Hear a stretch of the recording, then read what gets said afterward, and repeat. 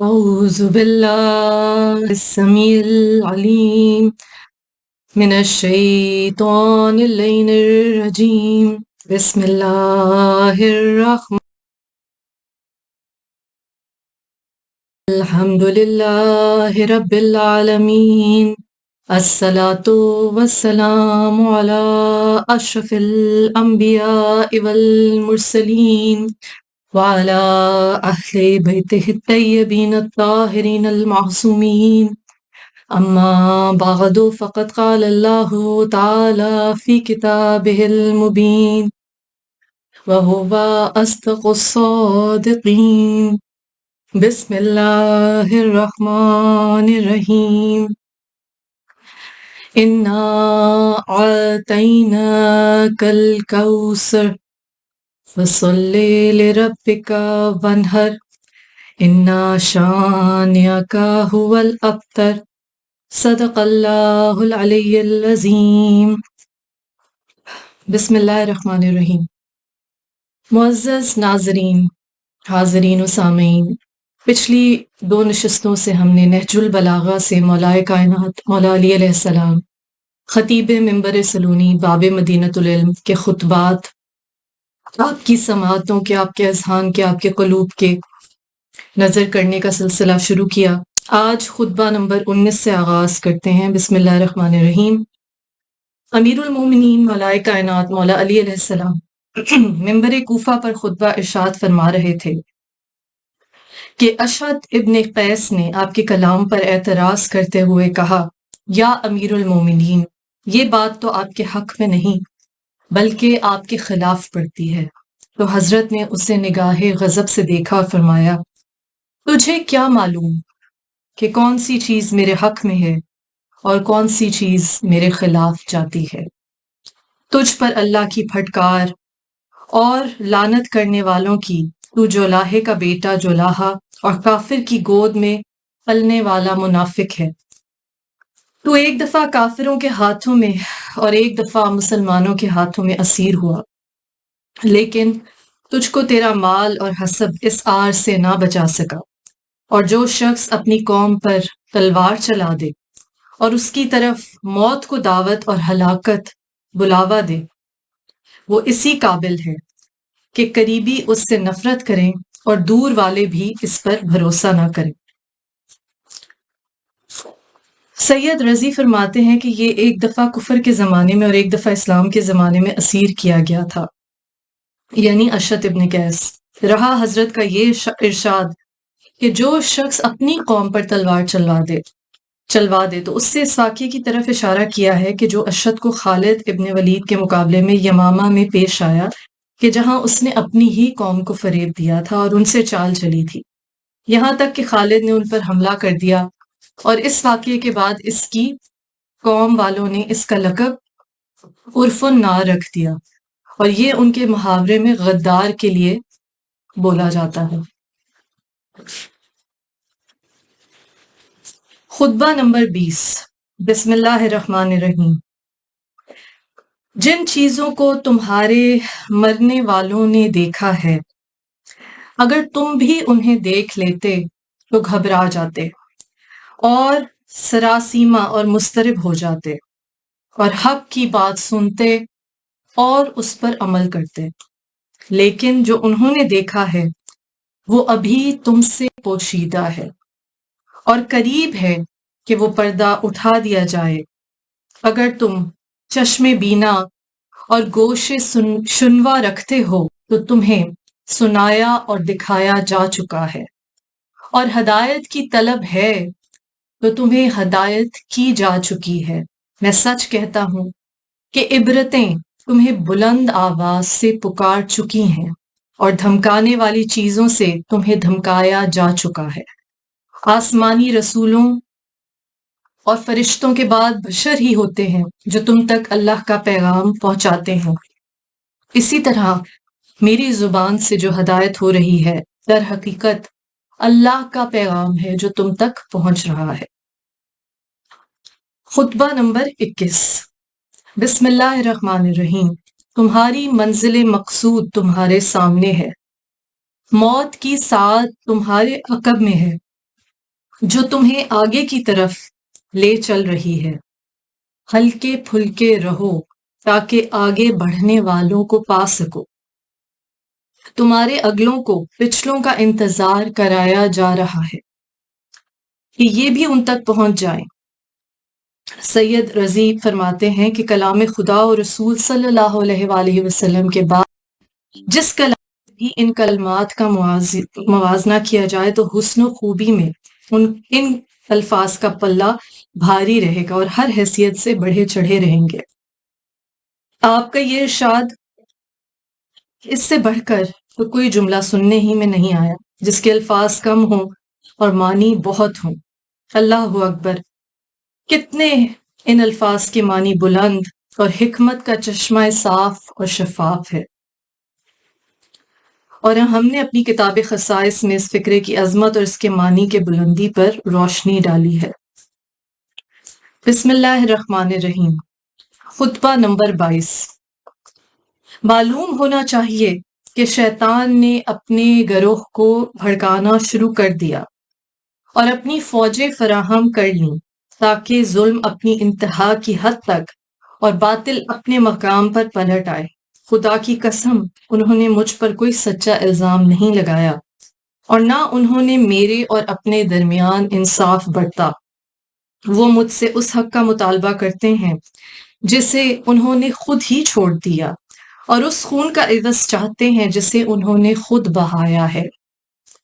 اب اگر اس میں میں ان کا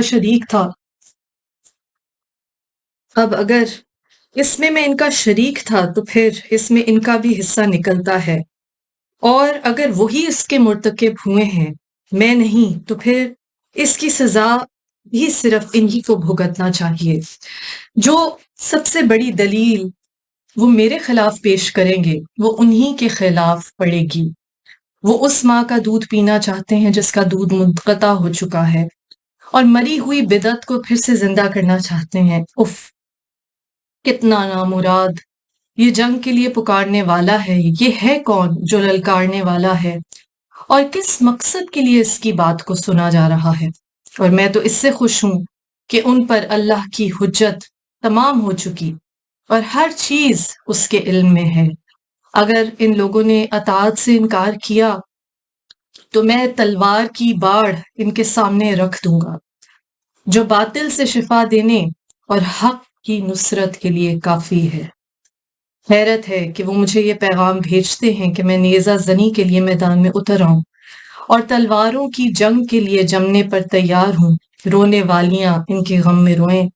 میں تو ہمیشہ ایسا رہا کہ جنگ سے مجھے دھمکایا نہیں جا سکتا اور شمشیر زنی سے خوف زدہ نہیں کیا جا سکتا، اور میں اپنے پروردگار کی طرف سے یقین کے درجے پر فائز ہوں اور اپنے دین کی حقانیت میں مجھے کوئی شک نہیں۔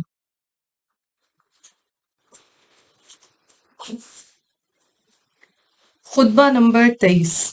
بسم اللہ الرحمن الرحیم۔ مولائے کائنات مولا علی علیہ السلام فرماتے ہیں، ہر شخص کے مقسوم میں جو کم یا زیادہ ہوتا ہے اسے لے کر فرمانے قضا آسمان سے زمین پر اس طرح اترتے ہیں جس طرح بارش کے قطرات۔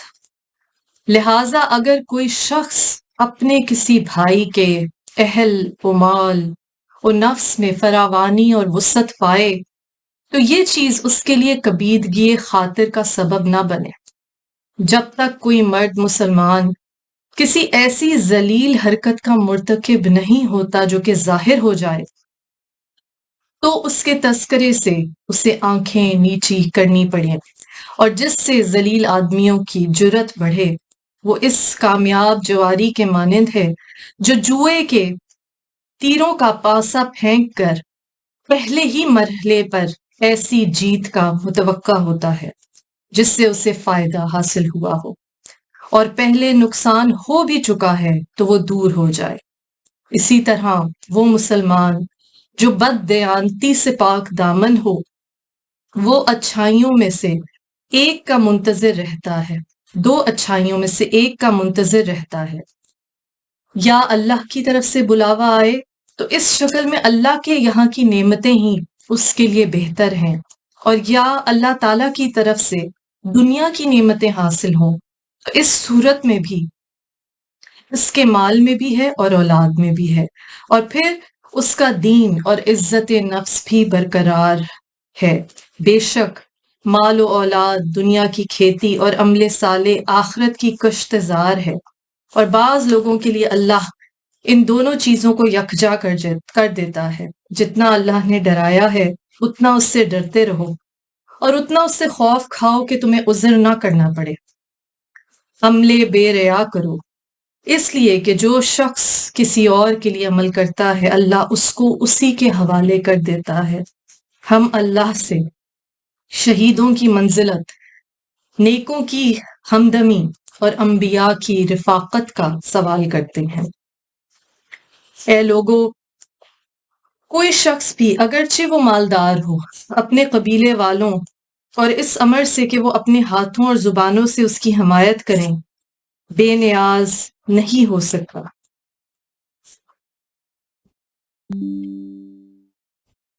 اور وہی لوگ سب سے زیادہ اس کے پشت پناہ اور اس کی پریشانی کو دور کرنے والے اور مصیبت پڑنے کی صورت میں اس پر شفیق و مہربان ہوتے ہیں۔ اللہ جس شخص کا سچا ذکر خیر لوگوں میں برقرار رکھتا ہے تو یہ اس مال سے کہیں بہتر ہے جس کا وہ دوسروں کو وارث بنا جاتا ہے۔ اسی خطبے کا ایک جز یہ ہے، دیکھو تم میں سے اگر کوئی شخص اپنے قریبیوں کو فقر و فاقہ میں پائے تو ان کی احتیاج کو اس امداد سے دور کرنے میں پہلو تہی نہ کرے جس کے روکنے سے یہ کچھ بڑھ نہ جائے گا اور صرف کرنے سے اس میں کچھ کمی نہ ہوگی۔ جو شخص اپنے قبیلے کی اعانت سے ہاتھ روک لیتا ہے تو اس کا تو ایک ہاتھ رکتا ہے، لیکن وقت پڑنے پر بہت سے ہاتھ اس کی مدد سے رک جاتے ہیں۔ جو شخص نرم خو ہو تو وہ اپنی قوم کی محبت ہمیشہ باقی رکھ سکتا ہے۔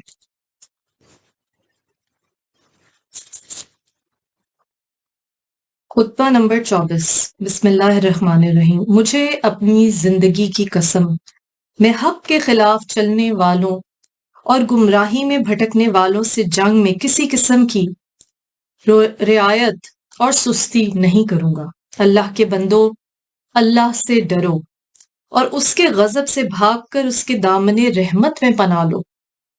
اللہ کی دکھائی ہوئی راہ پر چلو اور اس کے عائد کردہ احکام کو بجا لاؤ۔ اگر ایسا ہو تو علی علیہ السلام تمہاری نجات اخروی کا ضامن ہے، اگرچہ دنیاوی کامرانی تمہیں حاصل نہ ہو۔ خطبہ نمبر 25۔ جب امیر المومنین علیہ السلام کو پے در پے یہ اطلاعات ملی کہ معاویہ کے اصحاب آپ کے مقبوضہ شہروں پر تسلط جما رہے ہیں اور یمن کے عامل عبید اللہ ابن عباس اور سپہ سالار لشکر سعید ابن نمران بصیران ابن ارتاد سے مغلوب ہو کر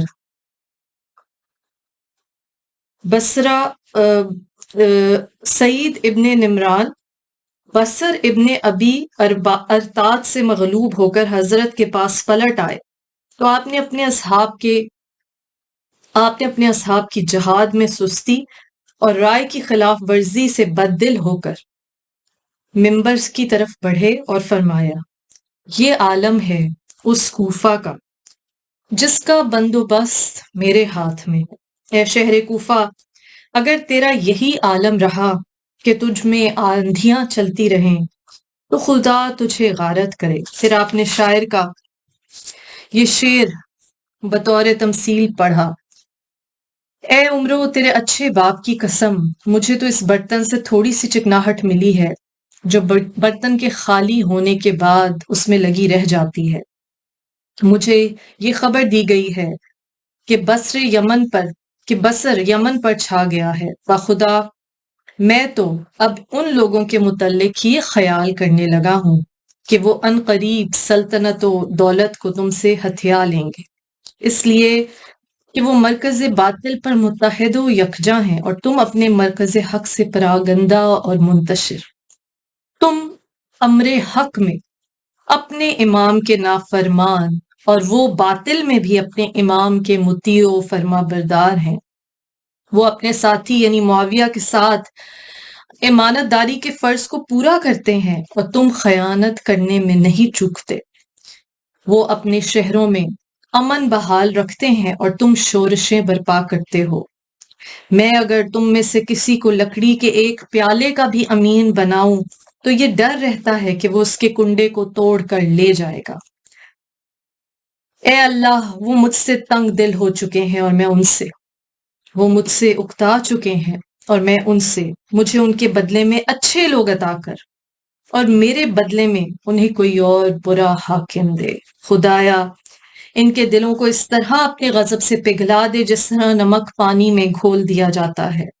خدا کی قسم، میں اس چیز کو دوست رکھتا ہوں کہ تمہارے بجائے میرے پاس بنی فراس ابن غم کے 1,100 ایسے ہوتے جن کا وصف شاعر نے یہ بیان کیا ہے کہ اگر تم کسی موقع پر انہیں پکارو تو تمہارے پاس ایسے سوار پہنچیں گے جو تیز روئی میں گرمیوں کے ابر کے مانند ہیں۔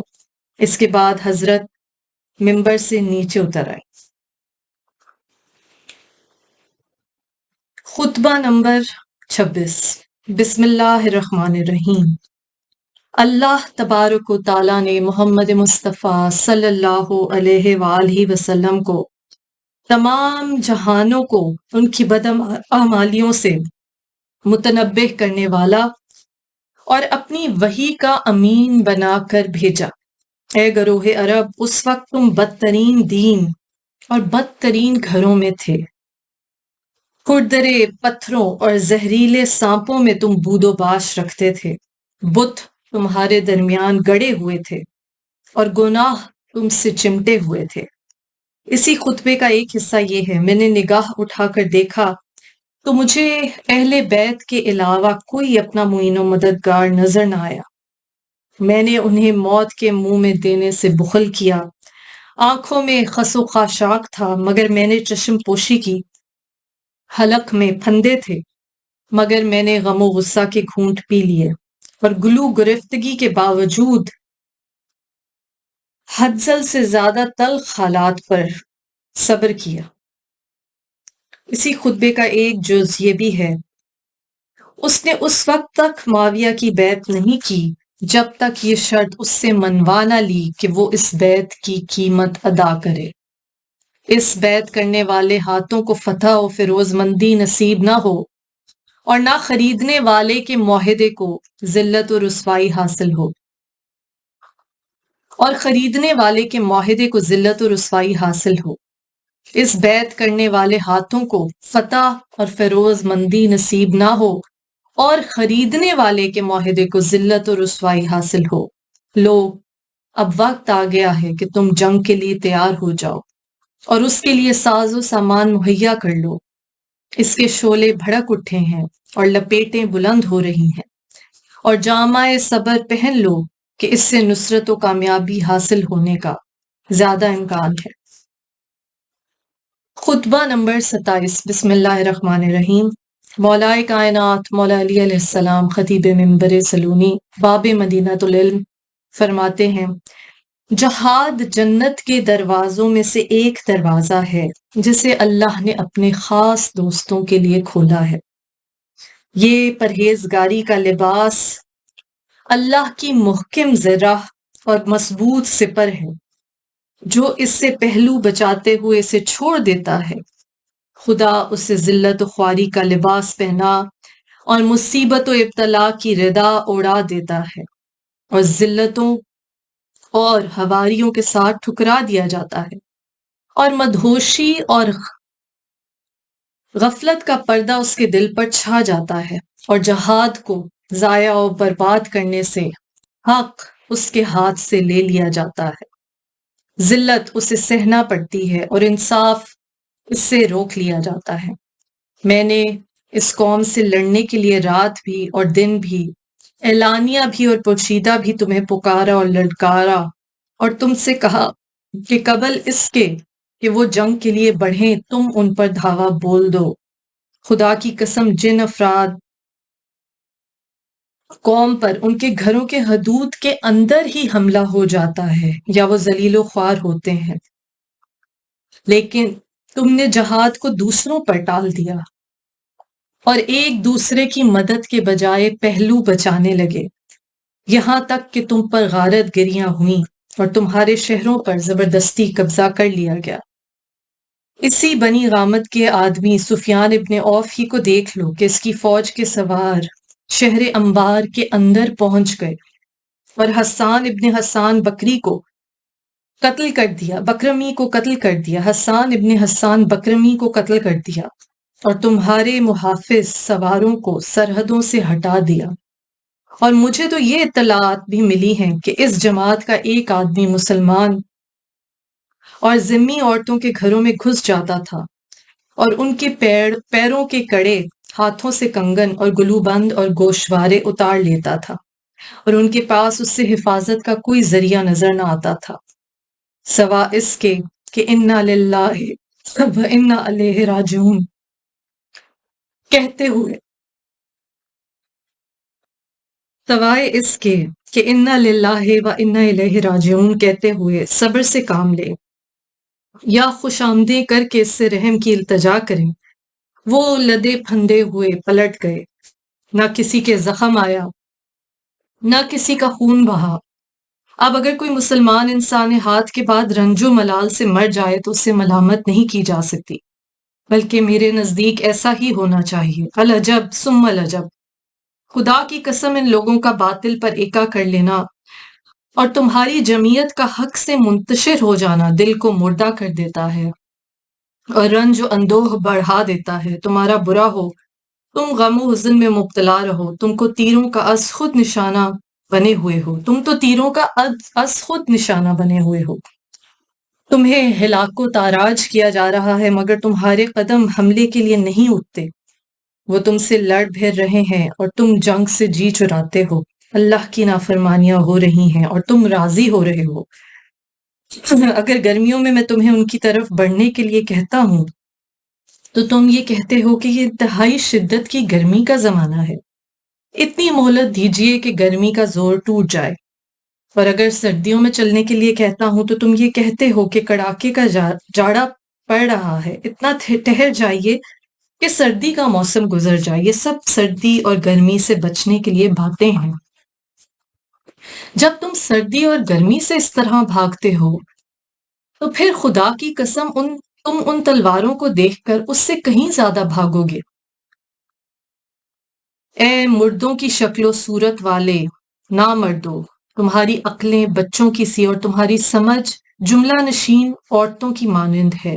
میں تو یہی چاہتا تھا، تمہاری سمجھ حجلہ نشین عورتوں کی مانند ہے، میں تو یہی چاہتا تھا کہ تم کو نہ دیکھتا، نہ تم سے جان پہچان ہوتی، ایسی شناسائی جو ندامت کا سبب اور رنج و اندوہ کا باعث بنی ہے۔ اللہ تمہیں مارے، تم نے میرے دل کو پیپ سے بھر دیا اور میرے سینے کو غیظ و غضب سے چھلکا دیا، تم نے مجھے غم و حزن کے جرے پے در پہ پلائے، نافرمانی کر کے میری تدبیر و رائے کو تباہ کر دیا، یہاں تک کہ قریش کہنے لگے کہ علی ہے تو مرد شجاع لیکن جنگ کے طور طریقوں سے واقف نہیں۔ یہاں تک کہ قریش کہنے لگے کہ علی ہے تو مرد شجاع لیکن جنگ کے طور طریقوں سے واقف نہیں۔ نعوذ باللہ، اللہ ان کا بھلا کرے۔ کیا ان میں سے کوئی ہے جو مجھ سے زیادہ جنگ کی مزادلت دیکھنے والا اور میدان دغا میں میرے پہلے سے کار نمایاں کیے ہوئے ہو؟ میں تو ابھی 20 برس کا بھی نہ تھا کہ حرب و ضرب کے لیے اٹھ کھڑا ہوا، اور اب تو 60 سے بھی اوپر ہو گیا ہوں، لیکن اس کی رائے ہی کیا جس کی بات نہ مانی جائے۔ خطبہ نمبر 28۔ بسم اللہ الرحمن الرحیم۔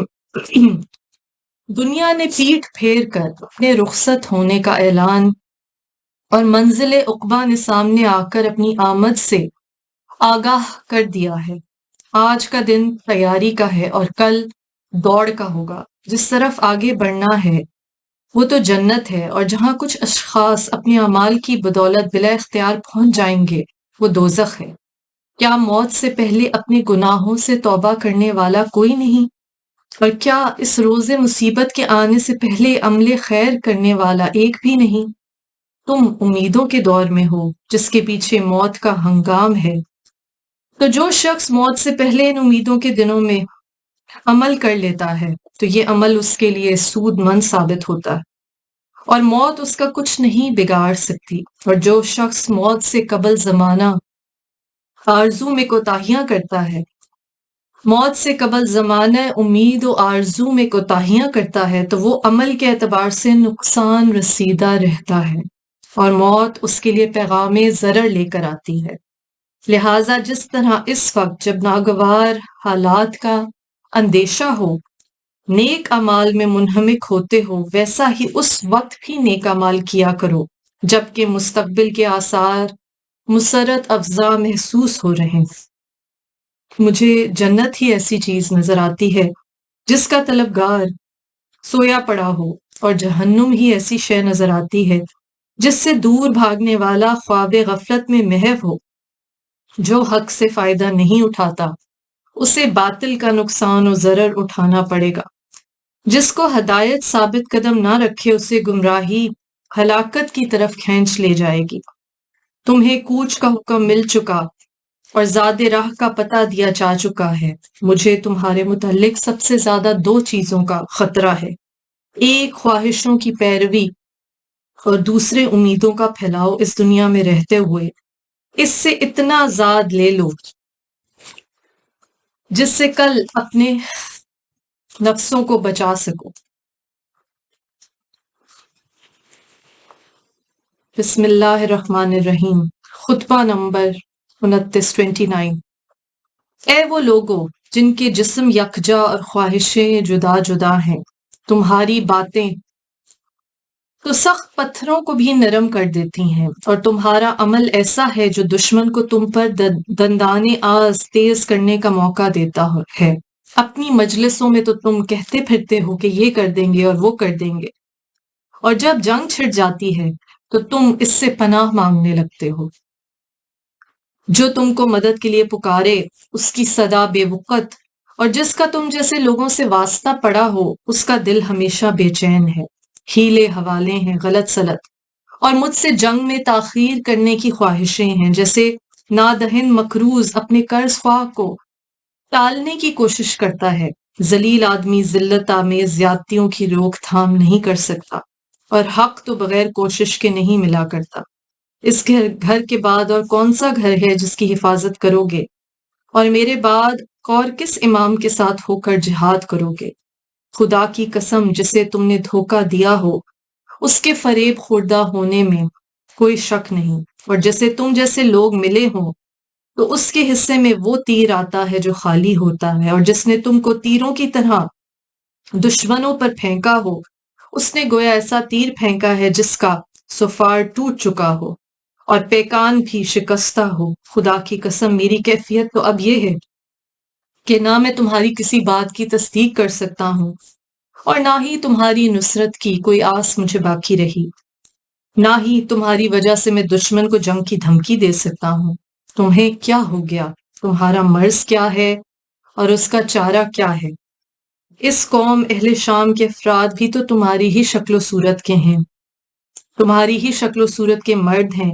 کیا باتیں ہی باتیں رہیں گی، جانے بوجھے بغیر، اور صرف غفلت اور مدہوشی ہے۔ تقوی اور پرہیزگاری کے بغیر بلندی کی حرص ہی حرص ہے، مگر بالکل ناحق۔ بسم اللہ الرحمن الرحیم۔ خطبہ نمبر 30، جس میں قتل عثمان کی حقیقت کا انکشاف کرتے ہوئے فرمایا، اگر میں ان کے قتل کا حکم دیتا تو البتہ ان کا قاتل ٹھہرتا، اور اگر ان کے قتل سے دوسروں کو روکتا تو ان کا معاون و مددگار ہوتا۔ میں بالکل غیر جانبدار رہا، لیکن حالات ایسے تھے کہ جن لوگوں نے ان کی نصرت و امداد کی وہ یہ خیال نہیں کرتے کہ ہم ان کی نصرت نہ کرنے والوں سے بہتر ہیں، اور جن لوگوں نے ان کی نصرت سے ہاتھ اٹھا لیا وہ نہیں خیال کرتے کہ ان کی مدد کرنے والے ہم سے بہتر و برتر ہیں۔ میں حقیقت امر کو تم سے بیان کیے دیتا ہوں، اور وہ یہ ہے کہ انہوں نے اپنے عزیزوں کی طرفداری کی تو طرفداری بری طرح کی، اور تم گھبرا گئے تو بری طرح گھبرا گئے، اور ان دونوں فریق بیجا طرفداری کرنے والے گھبرا اٹھنے والوں کے درمیان اصل فیصلہ کرنے والا اللہ ہے۔ صدق اللہ العلی العظیم۔ عزیزان گرامی، آج کی نشست میں یہاں تک میں دعا گو ہوں کہ اللہ تعالیٰ ہمیں مولا کائنات مولا علی علیہ السلام کے ان موجز نما الفاظ کو سمجھنے کی توفیق عطا فرما توفیق عطا فرمائے رب زدنی علما۔ اے رب ہم سب کے علم میں اضافہ فرما۔ جو بچے جو اسٹوڈنٹس طالب علم امتحانات میں مصروف ہیں، GCSEs کے امتحان ہیں یا کوئی اور امتحان ہے، انہیں ان دنیاوی امتحانات میں بھی کامیابی سے اور فتح سے یا اللہ ان بچوں کو کامیاب و کامران کر، اور دینی میدان میں بھی ان کے دلوں میں اہل بیت علیہ السلام کی مودت و محبت اور غم حسین علیہ السلام کی حرارت کو قائم و دائم رکھے۔ اللہ جو رزق کے خواہاں ہیں انہیں طیب پاک حلال اور آسان رزق دے، وہ رزق جو تیری یاد سے فراموش نہ کر دے، بھلا نہ دے یا اللہ، وہ رزق دے کہ ہم اسے غم شبیر علیہ السلام کے لیے خرچ کر سکیں۔ تو نے کہا جو شہید ہیں انہیں مردہ نہ سمجھو، ان کے بارے میں گمان بھی نہ کرو کہ وہ مردہ ہیں، بلکہ وہ زندہ ہیں اور تیری جناب سے رزق پاتے ہیں۔ اس رزق حسن کے صدقے میں ہم سب کے رزق میں اضافہ فرما۔ یا اللہ جو بیمار ہیں، بیمار کربلا کے صدقے میں انہیں شفائے کلی عطا فرما۔ یا اللہ ہمارے ماں باپ پر رحم کر جیسے انہوں نے ہم پہ بچپن میں رحم کیا۔ یا اللہ جو بے گناہ قید ہیں، بی بی سکینہ علیہ السلام کی زندان کی قید کا واسطہ، امام موسیٰ کاظم علیہ السلام کی قید کا واسطہ، انہیں جلد از جلد رہائی کا پروانہ نصیب ہو۔ یا اللہ جو دلی حاجات حاضرین و ناظرین کے دلوں میں ہے، تو علیم بذات الصدور ہے، اپنی بارگاہ میں انہیں قبول و منظور فرما۔ یا اللہ ہمیں کوئی غم نہ دے سوائے غم حسین کے، اور شبیر کا غم بانٹ رہا ہے تو ادھر دے۔ لعنت اللہ علی قوم الظالمین۔ اللہم صلی علی محمد وآل محمد وعجل فرجہ۔